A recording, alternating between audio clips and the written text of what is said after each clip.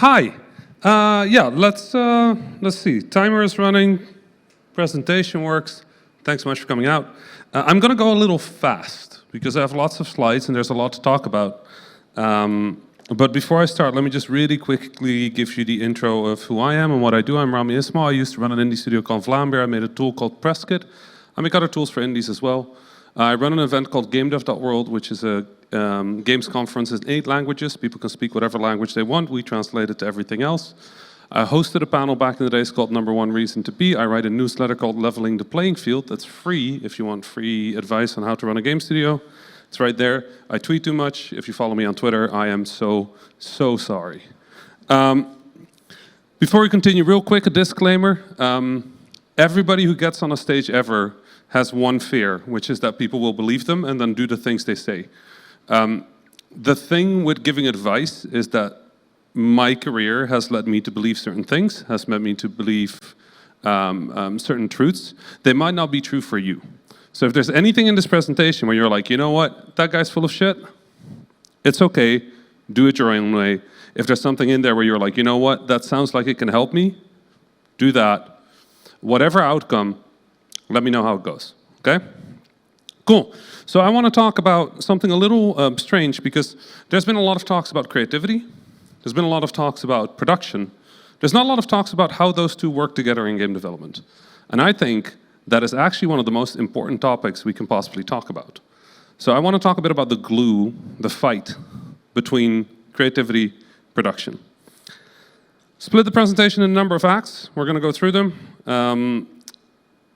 And really what we're going to focus on is the messy stuff. So let's start with defining some stuff. Creative direction. So creative direction is very often misunderstood. When I talk to indies, and I talk to a lot of indies as part of my consultancy, they think of creative direction as just the person who got there first, the person who had the idea. They thought, oh my God, we're going to do a racing game with cats, and now this is the creative director, right? Creative direction is actually a fairly complicated job. It's the person who holds the vision of the entire game. It's the person who's in charge of where the game goes. It's the person who's in charge of making sure that everybody is aligned and going to the same direction. We'll talk a bit about how to achieve that in a little bit. The second person I want to talk about is the producer, production. And production is not as interested in any of those topics. Production really has one job, which is, with the time and the money that we have, get as close as possible to the goals we have. Preferably, we get to the goal before we run out of time and money. But if we don't, it's the producer's job to make sure the damage is as small as possible, right? Now, in a game studio, you can make something like an org chart. I found this in Google. It's a great stock image. But whatever your company looks like, when it comes to a game production, I want you to imagine that at the top of everything is always these two people, a creative director and a producer. Now, for larger studios, that's possibly not true. There might be other constructions, but if you're an independent studio, you're 7 people, 20 people, 40 people, at the top of every process should be these two people, your creative director and your producer. Now, one thing I want to emphasize, no matter how small your team is, if you can, have this be 2 separate people. Do not have your producer be your creative director. Do not have your creative director be your producer. Because what we need these people to argue. And if you're super experienced, if you're really good at your job, you could be both. You could be a creative director and a producer at once. It's hard. I've done it once. I'm never doing it again. Because it means that if you have a cool idea, you're the one who has to tell yourself no. And that sucks, right? And if you're running out of time, you're the one who has to tell yourself that the cool idea isn't going to happen anymore. You also lose the advantage of having different perspectives on this problem. So what you're losing out when it's just one person is you're losing out on a lot of opportunity and you're increasing your risk. So the only reason this would ever happen, that your creative director and your producer are the same person, is if there's really, really, really no other way, or you're really, really confident you can do it. And even if you are confident you can do it, you should know better. If you're that confident about your job, about your production ability, about your creative direction ability, if you're that good, you should know you shouldn't do it. So there's really no case in which this is the best solution. So what are we doing? Well, most people think of game development as a fairly straightforward process. You start with the game, and then you keep going, and then you finish the game. In reality, obviously, it looks a little bit more like this. It's a lot of loose processes that move side by side, have different stopping points, different points where they can interact, different points where they can progress. And honestly, this is still way too clean. Game development looks more like this, where just, at the top is art, and then design, and then narrative and code, and like everything's a mess. Everything has dependencies. Some dependencies make sense, like for example, this one, like your narrative stuff, you kind of need your narrative stuff to establish some of your art stuff. But then some stuff with the code, you have to figure out, like, here's your design, and then you go back to code to figure out what your specification is. Shit's a mess, right? So when you really think about game development, it looks more like that, but for simplicity, we're just going to pretend it's this. So I believe game development can generally be structured into 3 parts. The first part is turning your assumptions into definitions. That's that first blue part. It's where you define your game. The second part, you turn your definitions into foundations. There you can still affect the game. It can still change. It can become something else. And then finally, you turn the foundation into a video game. What's important is, up until this point, you're not making a video game yet. A lot of people start making games by starting on a video game. That's wasting a lot of teams a lot of time. Because you don't start with a video game. You start with figuring out whether the video game is worth making. That's your first step. So these 2 roles, the creative and the producer, actually are doing different things in these stages. In the defining part, you'll notice that the creative is actually not defining that much. They're experimenting. They've got time, R&D, research and development, prototyping, whatever you call it. This is the part where the creative director goes like, oh my God, what if we can have cars that can go underwater? And then the programmer goes, oh my God, dude, really? And then you go, yeah, can we do that? And then the art director, she goes, okay, yeah, I guess I'll have to do water effects, but you go, right? You just go. You start, you try, you experiment, you keep going, right? In the second part, what you get is actually the creative starts defining. So production is already defining, really before the creative is defining, production is defining how much time do we have, how much money do we have, how many people do we have, what kind of disciplines are they in. So before the creative has locked in what they're doing, the producer is already trying to figure out what do we have, what can we work with, what are our opportunities. And then as the creative starts defining things, the producer switches to producing things. And if you notice, every time the producer tries to stay one step ahead of the actual process of the game, right? So by the time you get to implementing, by the time you get to production, what the creative director is trying to do is they're trying to add more stuff, get more things, more levels, more content, more weapons, more stuff, more features, more anything. And the producer is saying, absolutely the fuck not. We're out of time, right? Now that fight is incredibly important because the competition of these 2 goals, the creative adding stuff and the producer constraining stuff, is the tension that makes creativity work well in video games. Creativity works best when there is constraints, when there are limitations. If I talk to you and I say, you can make whatever you want, that's a really hard question. If I say, I want you to make a game for 1 player that would do well on Xbox, that's a lot easier, right? So, the structure looks like this. At the start, we have the creative experimenting, the producer defining. That thing fell off the bottom, I don't know why. On the second one, we have defining. I love when that happens. And then on the final one, we have expanding and producing. That's terrible, I need to figure that one out. Anyway, the important part is at the start in that blue part, any choice you make has a massive impact on the video game. Think of it this way. What is one of the first questions you can ask yourself is, what's the genre? Right? That's a massive question. As soon as you answer that, 97% of all the games you could possibly make are no longer possible. It's one of the biggest choices you can make. Is it single player or multiplayer? Huge choice, because as soon as you make that choice, most of the games fall away. All these choices at the start are massive. And then because you make more and more choices, later on you can make fewer choices. And then eventually you stop being able to make choices and you're just trying to live with the choices you made. That's the structure, okay? So, I need to go real fast on this one. Act 2, structure and preparation. So we've talked about the structure of game development. Now let's talk about how do you structure a studio or a process or a project to hit these goals. Let's talk about how you prep. So let's start. We need a definition. We need a definition of what we're making. We need a prototype. For the creative director, really the question I like to ask is what is our why and what is their why? Our being us as a studio, their being the players, the audience, the people that will play it. So our why is really about why this? Why this game? Why are we so interested in this game? Why do we want to make this game? What is, for our team, the sort of inciting incident to making this? And I usually use, and if you follow my newsletter, you might have seen this, I usually follow this as a model. I believe that every game can be, frankly, broken up into a core, the mechanics, and the narrative or declarative layer. Narrative is kind of a big word because it also means the art style, the visuals, the audio, everything that explains what's happening in the game. And now the core is usually a feeling. It's a feeling. I want players to feel powerful.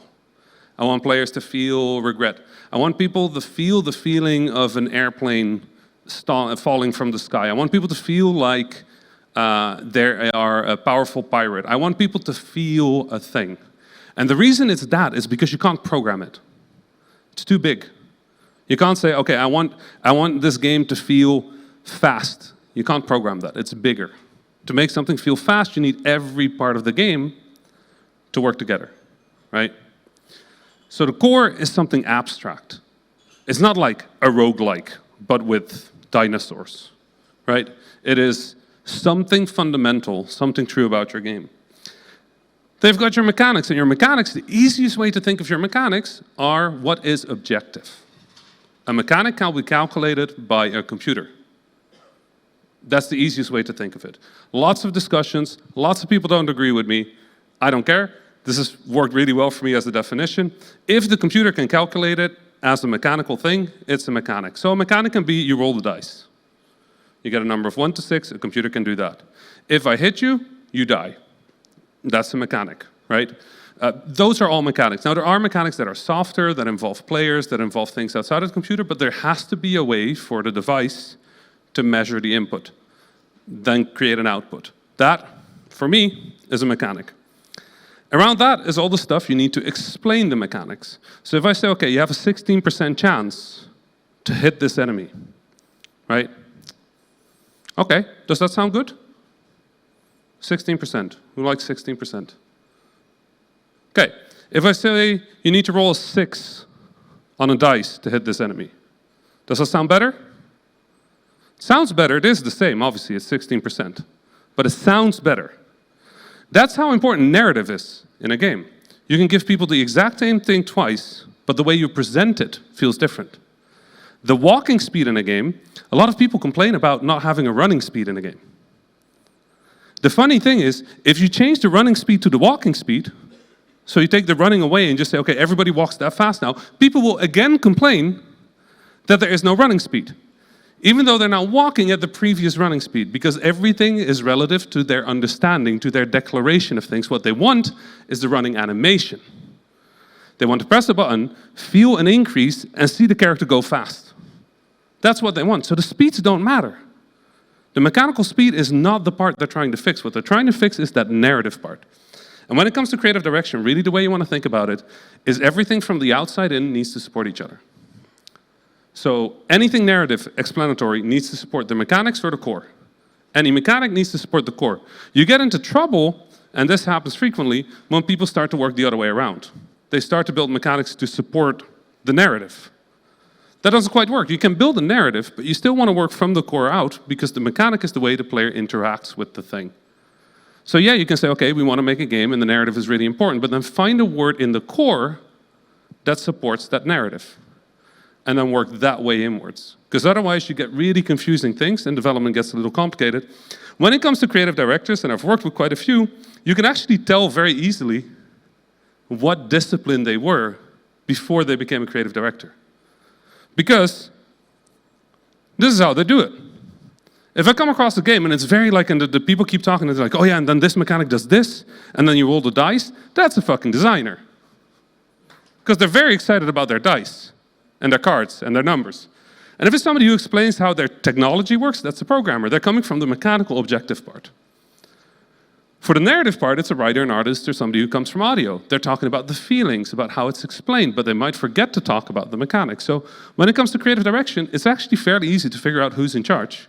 The challenge for the creative director is then to make sure that they support everything else in the development.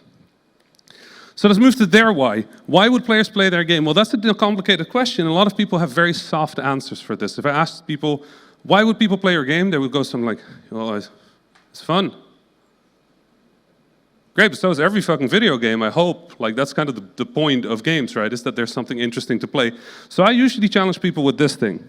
And I call it the thought time loop, but effectively what it comes down to is think of your game as existing in loops. And every game type, every genre has different loops. The way you want to think of this is this cycle here takes 1 second to go around. Okay? What is the player thinking in that second? What is their goal? What are they trying to achieve? Take a first-person shooter. What are you doing in 1 second? Dodging, aiming, shooting. In 1 second, are you caring about your ammo? No. You don't have time for that. Something is coming to you, something is hitting you, something is dodging you, you are dodging something, that's fine. Okay, let's talk about the 5-second loop. What are you talking about on a 5-second loop on a first-person shooter? Well, now you might be thinking about your positioning. Is there cover nearby? Do I have ammo? Do I need to reload? You might be thinking about these things. On 15 seconds, what are you thinking about in 15 seconds in a first-person shooter? Well, that's where first-person shooters can diverge very big. Right? Some games are very strategical. They're tactical. They're about positioning. They're about flanking. But you can make a first-person shooter that's hyper-aggressive, and then it's actually about closing the distance, getting your combo up, whatever it is. That's where first-person shooters start to diverge. And what I ask people is, I want, for those circles, I want there to be a contrast. If this cycle is about finding the right place and shooting, and this circle is also about finding the right place and shooting, you're not actually making anything interesting. There's just one thing. You're aiming and shooting. That's it. But when there is a contrast between those two, that becomes interesting. You're shooting, but now you're also looking for position. And on 15 seconds, you're also looking at getting that upgrade, right? That contrast, I call the glue of the game. It holds the game together. Those contrasts are the things that will actually make your game interesting. In an RTS, what are you doing on 1 second? You might be building something. You might be maneuvering something. On 5 seconds, you're thinking about, okay, where do I want everything to go, right? On the 15 seconds, you're actually thinking about economy. You're thinking about resources. Do I have enough? What are you thinking about in 30 seconds? What are you thinking about in 1 minute? What are you thinking about in 5 minutes? Those are the questions you want to answer, and that's where you find your glue. Now, how do you find that glue then? Well, you ask questions and you make the answers. So, okay, I have 1 second, I have 5 seconds. What is different between 1 and 5 seconds? Well, maybe we don't know yet. That's okay. Because we have a very powerful tool that we can use called prototyping. And for prototyping, what we're going to use is the iterative process. And the iterative process is fairly simple. You've probably all seen this, but you define shit, you brainstorm it, you implement it, you validate it. It's that simple. And the question people always ask, it's not about this part, it's not about that part, it's this little part here. So real quick, for brainstorming, brainstorming is about having ideas. And having ideas comes with 2 parts. Divergence and convergence. Wow, that was a hard word. Divergence, convergence. First, you put all the ideas on the table and you do not judge them. No judging. You start talking about ideas, you write them all down, and then after 15 minutes, 20 minutes, 30 minutes, you go, okay, let's talk about all of these, let's see which is good. And then you converge back in on an idea of what's interesting. When you have an idea that's interesting, you implement it. And how do you implement it? The cheapest, shittiest way possible. And I cannot repeat this enough, the cheapest, shittiest way possible. If any programmer, I swear to God, tells me that it has to be future-proof, or modular, or well-structured, I swear I will fight them. This needs to be so poorly coded that the programmer will cry if they have to read it again in the future. I want them to want to delete it. In fact, I've worked with programmers that are so precious about their code quality that I tell them no matter how good the code is, when we're done prototyping, I will delete all code you've written. Because then they stop caring. And I need them to stop caring because I'm not trying to make a video game. I'm trying to make a prototype. And the prototype is not a game, it is an answer to a question. And the shorter this loop is, the more ideas we get to try. And every time we try, we get a little closer to the best solution. And the problem is there is no best solution. You run out of time far before you find the best solution. If you keep going, eventually your improvements get smaller and smaller. And that's where the producer comes back, and we'll get to that in a second. So you want to go through this loop as often as you can. So if you can prototype in a day, that's better than 2 days. In fact, it's twice as good as 2 days. 3 days, well, you can take it from there, right? What you want to do is you want to go as fast as possible with every idea that you have. And for that, we need recklessness. We need recklessness, and recklessness comes down to one thing. If your character has a walking speed of 5, and you think it's too slow, what is the next value you test? 500. I like that. I like that. I usually double it. So I'll go to 10, straight to 10. But I can also go 10x. I've done 10x, and sometimes that's better. I want to figure out how fast the gun shoots. I'll try it. Not good fast enough, twice as fast. Too fast, 75%. Half the difference, right? Big steps. You test in big steps. You test in big steps because it's reckless. And what does reckless mean? We test faster. We go faster. The difference between 5 and 6? 20%. Is that really worth testing? The difference between 5 and 10? 100%. That's worth testing. Reckless, fast, go fast, big values, big numbers. And at the end of this, for the creative director, their goals are these two things: coherence and communication. Coherence means that that thing with the circle I showed you, it makes sense. It is beautiful. It connects. What is at the center, what is in the mechanics, what is on the outside, it all flows to each other. And when you have that, nothing feels out of place. And it's weird because we think people can't feel that. We think that's so abstract. But look at the reviews for the recent Suicide Squad game, right? People were saying it feels like it's two different games. And it was. In development, for a period of time, it was. And people feel it.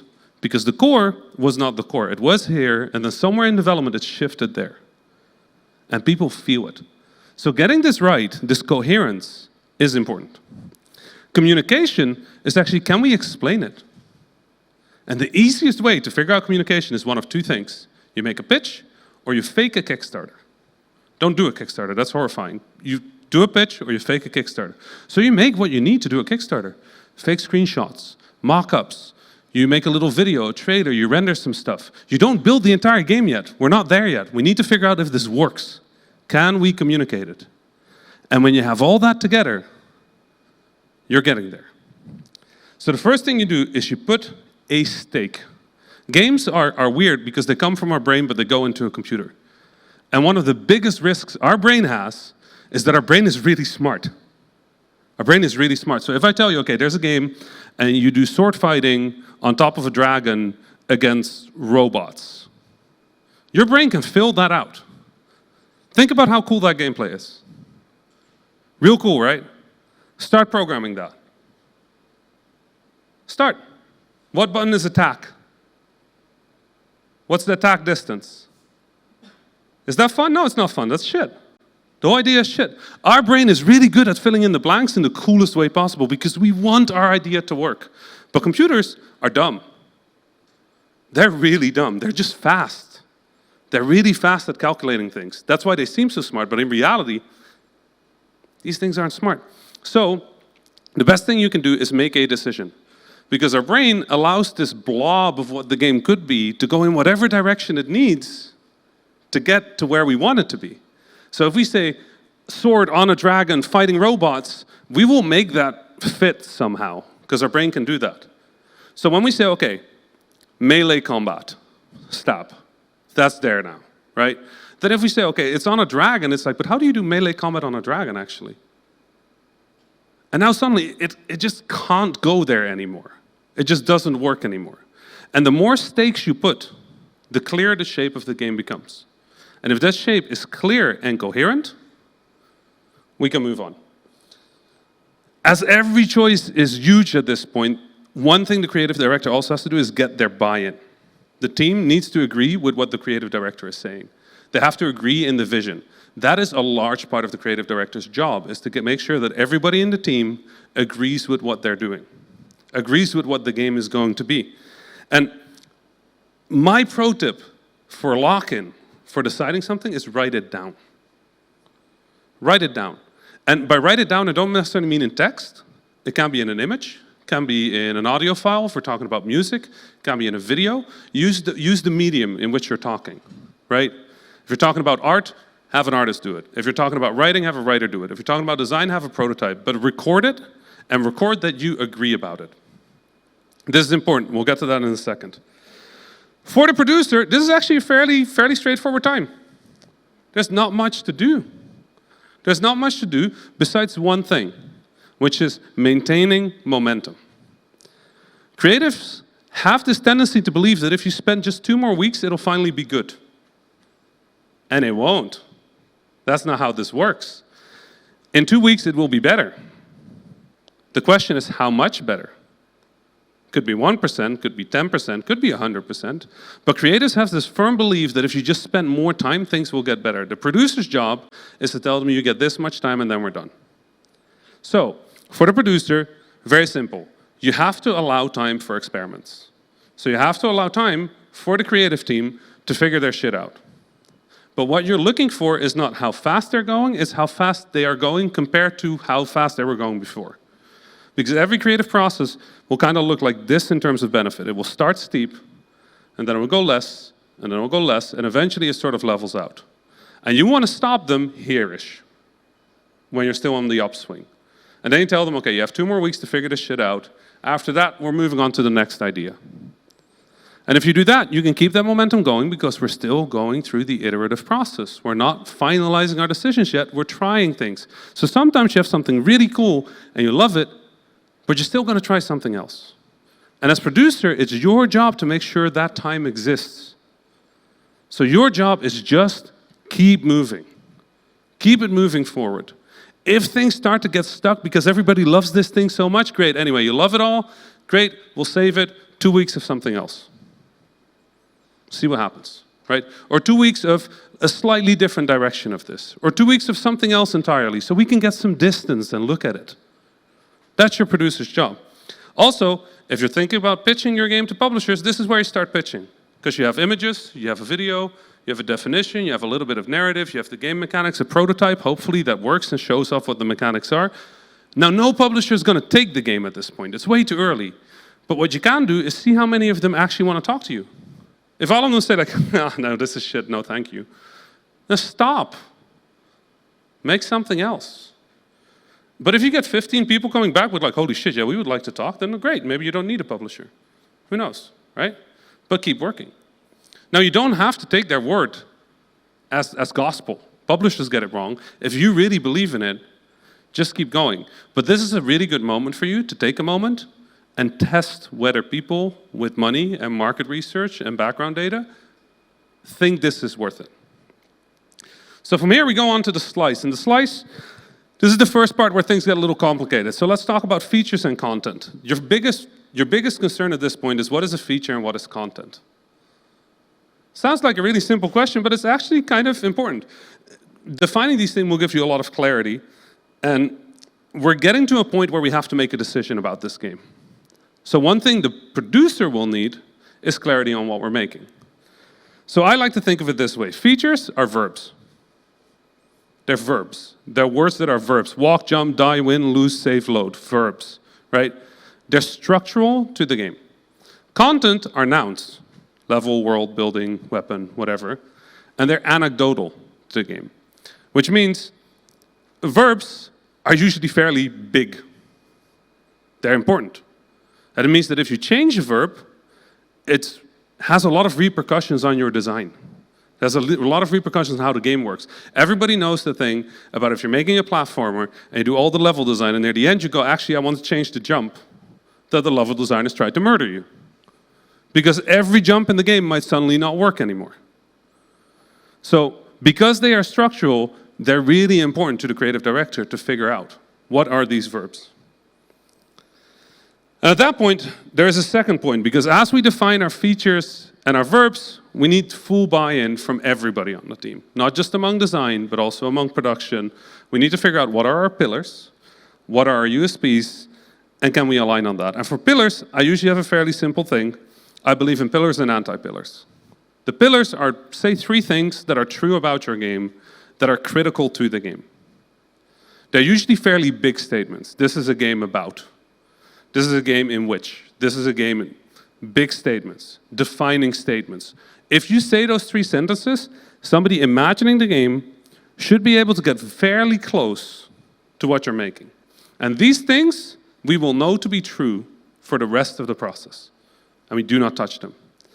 Anti-pillars are when somebody sees a screenshot or a video of the game, what might they imagine about this game to be true that is not?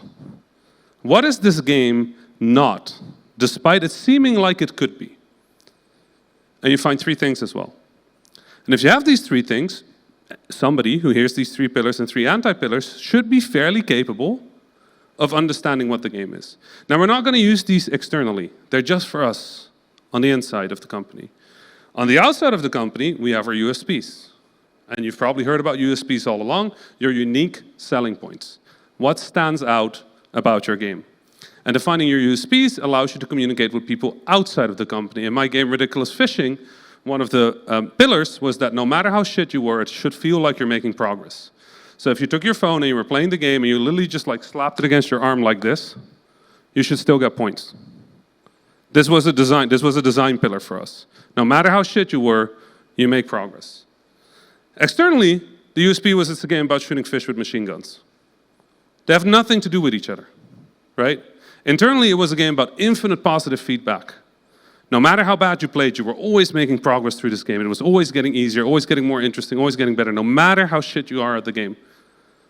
From the outside, you can get a chainsaw and fish with that.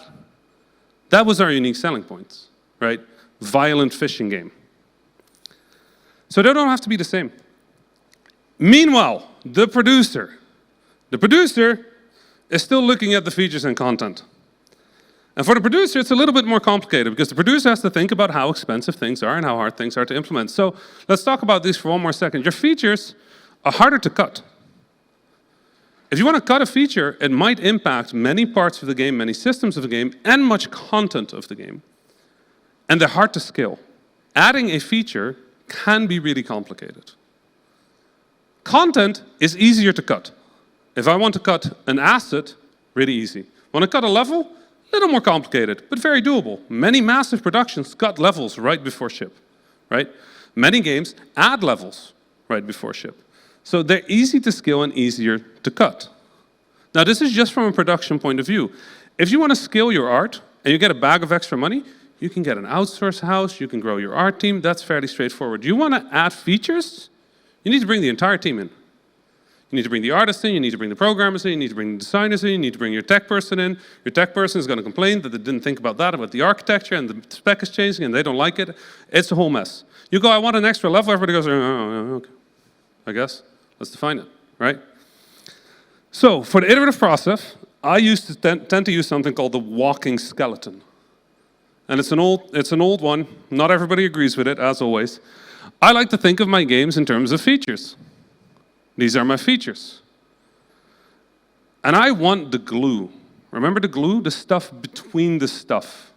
I want that to work because until the stuff between the stuff works, I can't test whether it actually works, right? If you're making an RTS game and you have no economy, is it an RTS game? It's not. It's a game in which you can click to build stuff.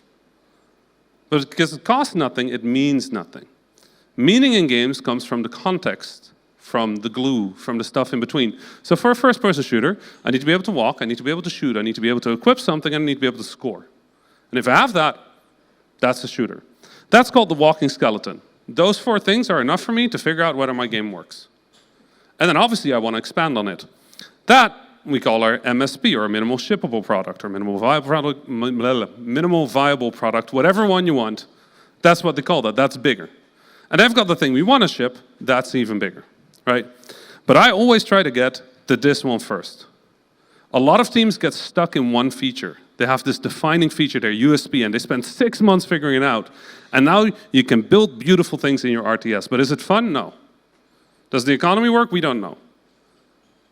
Is it actually interesting to move around against an enemy? We don't know. We just know that clicking feels real good now. That's a waste of 6 fucking months if I ever told you. So you get the glue done first, right? Figure out what is the minimum, absolute minimum thing I can possibly build, the skeleton of this thing, just the bones. Build that, test that, then continue. If you do that, you'll find that you have a very solid foundation to actually build the first-person shooter because all the systems are there, which means everybody on the team can now start moving forward in a direction. And then, you probably have a team, so you need to figure out how to structure your team. There's a million ways of doing this, but one of the easiest ways I found is called RACI, the RACI chart. A lot of people have probably heard of this one, but I'm just going to talk about it anyway. RACI, R-A-C-I, stands for responsible, accountable, consultant, and informed. And there are 4 states that anybody can be in on a project. And for a RACI chart, what you do is you define all the tasks or things you want to create over here, and you take all your roles over there. If you have leads, you would separate them out. So a lead designer, designers, lead coder, coder, lead artist, artist. If you have multiple layers, you keep doing that. And for each of the crossing points, you're going to put a letter or a dash. The letters stand for responsible, which means this person does the work. They are doing this work. So for a level, you would assume that an artist is going to be responsible for putting work in. For example, right? The A stands for accountable, which means this person is actually in charge of the thing. If it's bad, it's their fault. So even though this person is doing the work, we're going to say the designer of the level is responsible for that, which means that if the artist wants to work on this level, they need to check with the designer. Yeah? And then we have consulted, which means this person is asked their opinion, and we will take that opinion under consideration. Doesn't mean we'll listen to it. Well, we'll listen to it, but doesn't mean we will act on it, right? And then finally, we have I, which means informed. This person will hear about that this is happening in a meeting, but nothing beyond that. So a coder, it's great to get their vision, their opinion on the vision, but I will guarantee you it's probably not a concern for this specific game. For other games, it might be. You're doing a highly technical game, multiplayer, all sorts of cool tech stuff, then they're probably going to be consulted at the minimum, right? You do this for one reason, because it's clear to have the responsibilities, but way more important, you want to set up lines of communication. Being able to talk between your team, between the different disciplines, is the largest challenge by far of any video game production. Because we have completely different types of people trying to talk. A programmer, as a person, tends to be, not always, tends to be a systemic, structural thinker, logical. An artist tends to be more emotional, more responsive to like the feel of the game. And this is not always true. There are exceptions. But in general, you have these different people with different backgrounds, with different interests, with different reasons to be in the games industry, trying to talk with each other about making one thing. So we need to know who is in charge of what. Who is talking to who? Who's giving permission for what? Who ultimately signs off on a thing and who is responsible for a thing? And it feels easy, communication, because communication is really insidious. It makes us feel like we agree with each other. But if I tell you it's a game about a plumber that walks around a level jumping on turtles, that's Mario. But whether you're thinking of a 2D Mario or a 3D Mario actually depends on how old you are. So we could not be agreeing about which game I'm talking about, even though all of us think we're agreeing, right? And this is true for game development. We need clear lines of communication. We need clear lines of accountability. If we have that, we can make a better video game. And a lot of that is about trust. Communication depends on trust. And if you're in a position of leadership, there are 3 parts of trust you really have to understand. The first one, actually, the first thing you need to understand about trust is not the same thing as being liked. A lot of people think that trust means that people like you. It does not mean that. I work on a lot of teams where I work as a closer. So I'm the person that comes in, when the project is on fire, they have 6 months to ship, I come in, I help the project ship. Do you think those people like me? They don't. I'm cutting features, I'm cutting their babies, I'm getting rid of things, I'm telling them that this has to be done by this time. You like that thing? Too bad, right? But the thing is, they trust that I will get the project over the finish line. And when it does, they're going to be thankful about the work I've done. So yeah, they might be upset at me. They might be disappointed in the choices I make. but I'm gaining their trust because they're seeing that the project is accelerating towards shipping. So accountability means that you hold yourself accountable from a leadership position for mistakes you made, which means that if something doesn't go right, but you're accountable for it, it's your fault. Not anybody under you, not anybody that works for you, your fault. If an artist didn't deliver their shit on time, that's your fault. Because why weren't you aware of that? Why didn't you take care of that? What went wrong in this process, and how do you improve this process to make sure it doesn't happen again?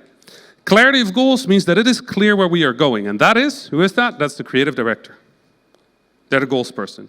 And clarity of constraint is, when does it have to be done? How much time do we have? How much people do we have? That's the producer. At that point, we're going to create a timeline. We do a lot of timelines, but the basic timeline I use is vertical slice, feature complete, content complete, release candidate.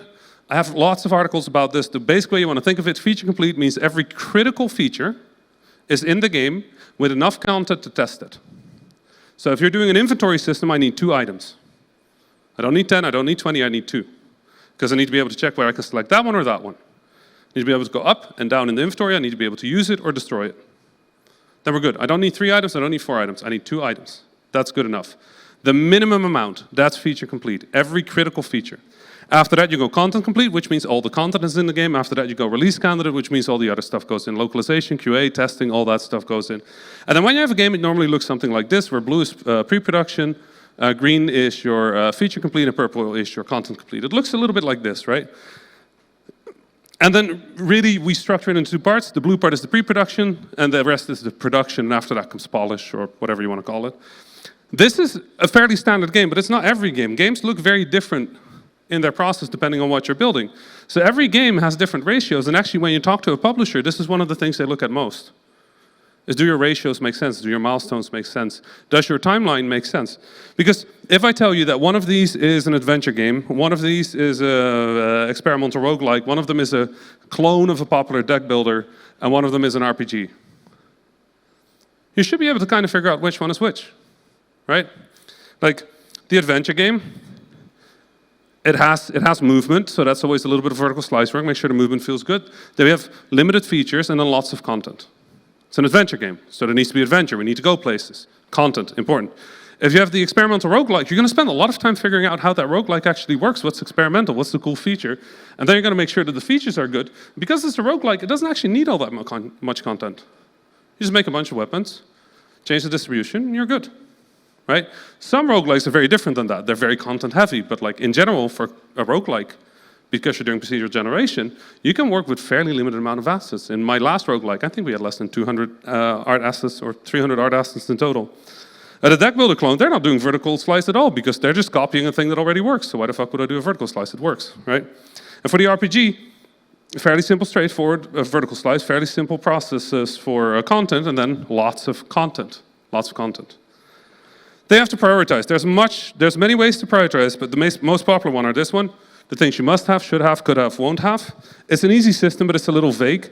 Sit down with your team, sit down with your decision makers, and then discuss what things must we have to ship, what things should we have to ship, what things could we have to ship, and what things won't we have to ship. Sitting down like that with just a giant list of the things everybody wants to make helps a lot, but what you do is you bring everybody into that conversation. Not everybody, the stakeholders. Who is in charge of art? That person. I don't want all the artists there. I don't want all the programmers there. I don't want all the designers there. I don't want all the narrative people there. I want the people in charge. Those people go talk with the teams and figure out what each of these things is. Another thing that people can use is called weighted smallest job first, which is an interesting one. But basically what you're going to do is you're going to calculate how much it costs to delay something. A lot of people use this. It's a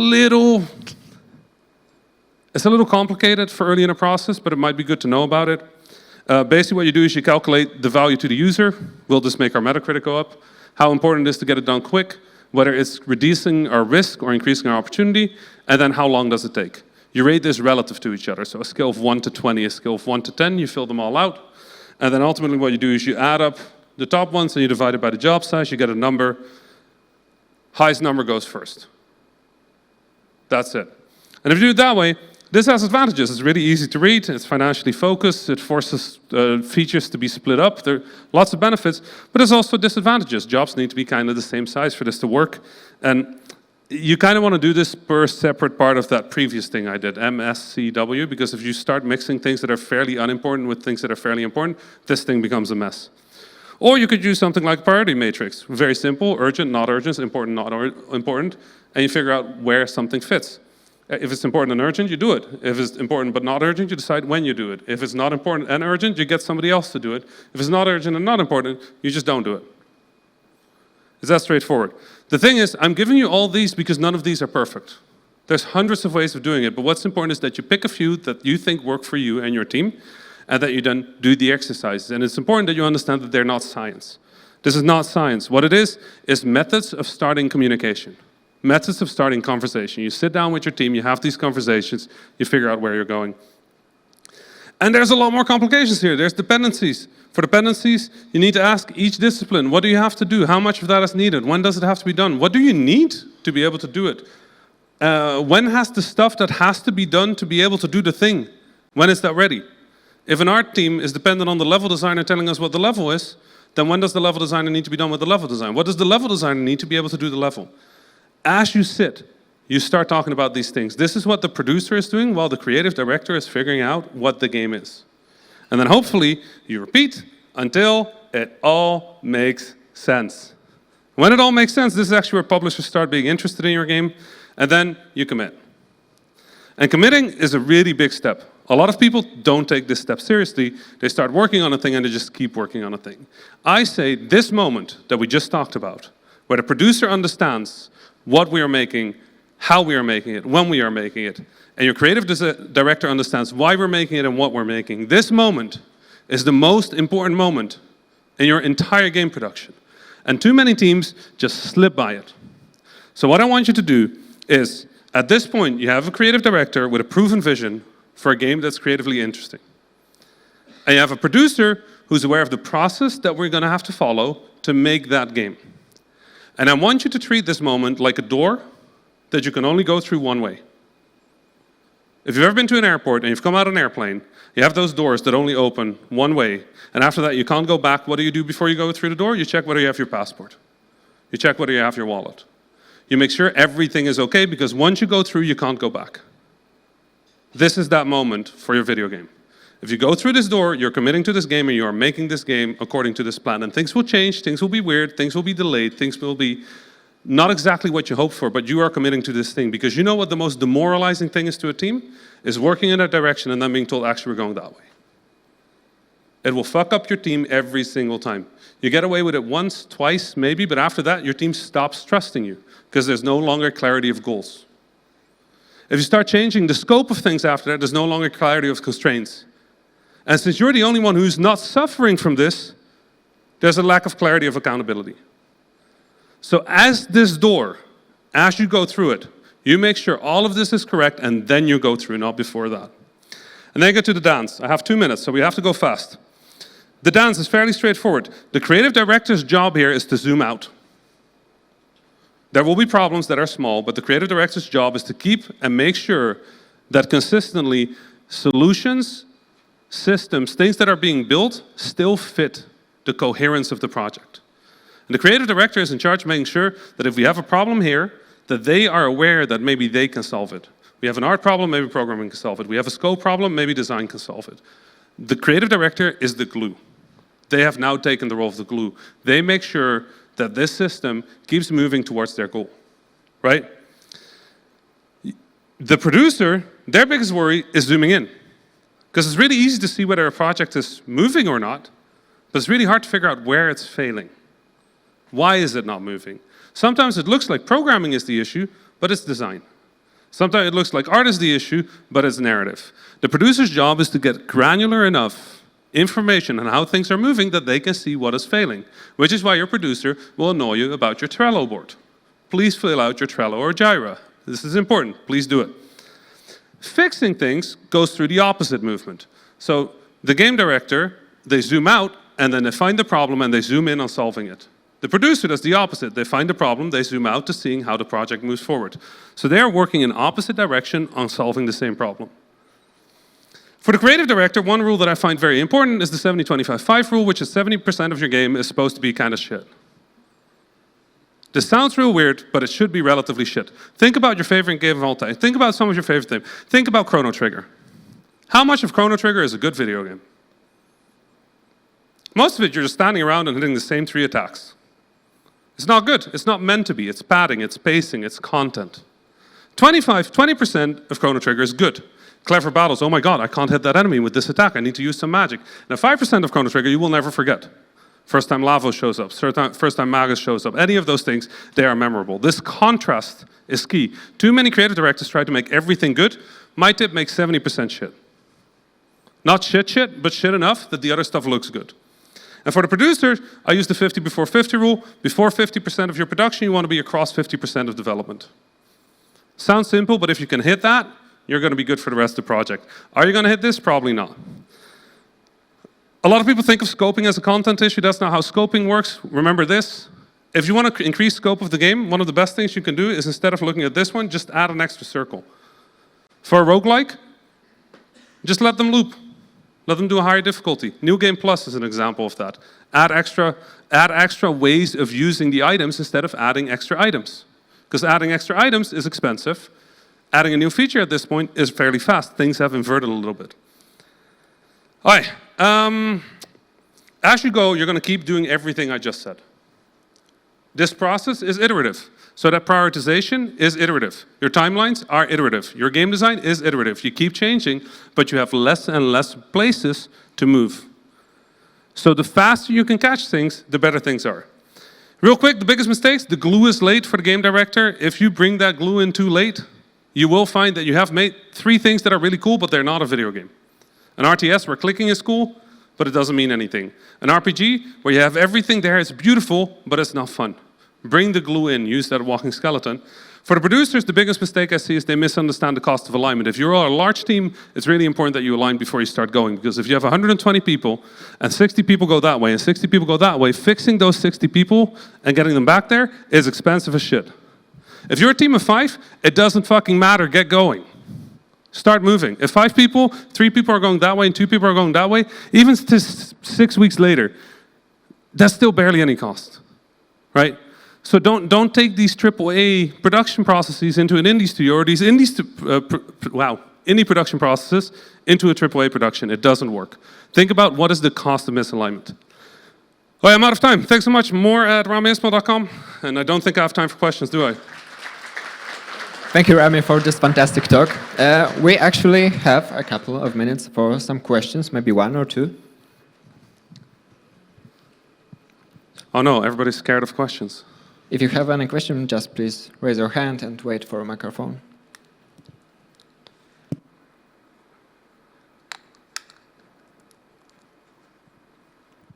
Hey, thank you for the talk.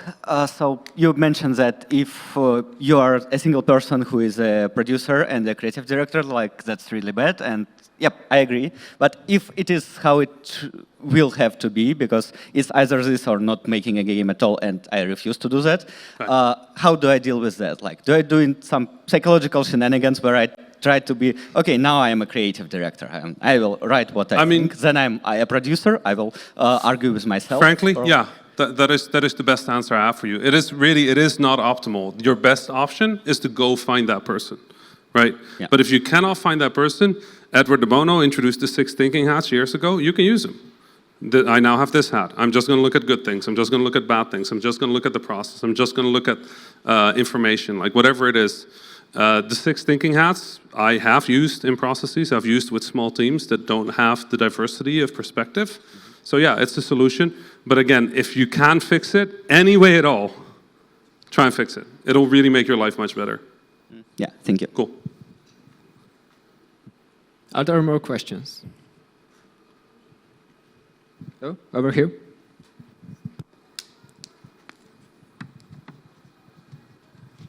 Hello, thank you for the talk.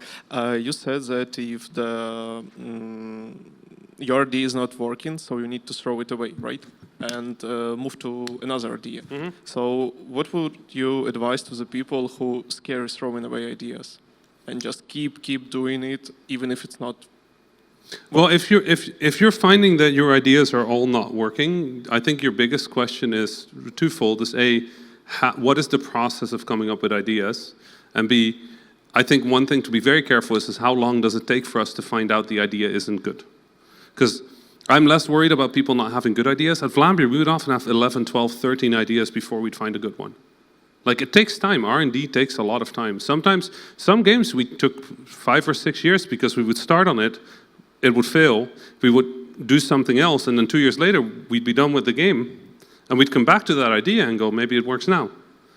And sometimes that was just what it was. So, yeah, it can be really depressing, sitting there trying 6, 7, 8 different things and realizing that you're not getting there. This is a producer responsibility in a funny way. It's their job to make sure this process keeps moving. And sometimes if the best you have is not the greatest idea, but otherwise you're going to run out of time, you're going to run out of money, then you go with that one. You know, like, it depends on where you are with your studio. If you're starting, you have a different job. You don't have to worry about that. But if you have a team of 12 and you're running out of money, then sometimes not the best idea, at least is an idea. Thank you. All right, we still have time for one last quick question. I have one over here. Over here in the front.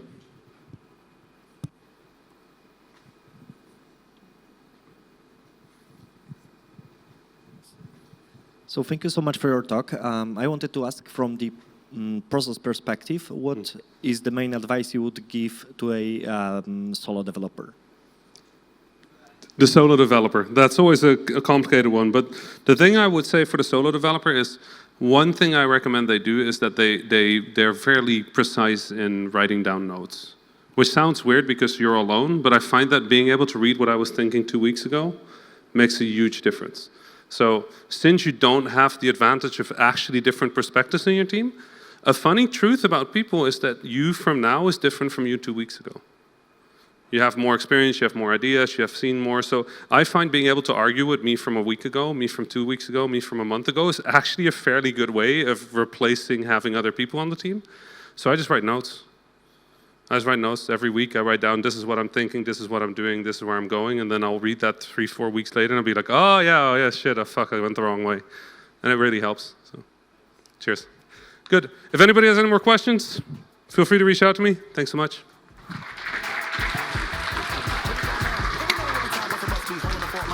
Shutting it down, the way we put it on, coming through.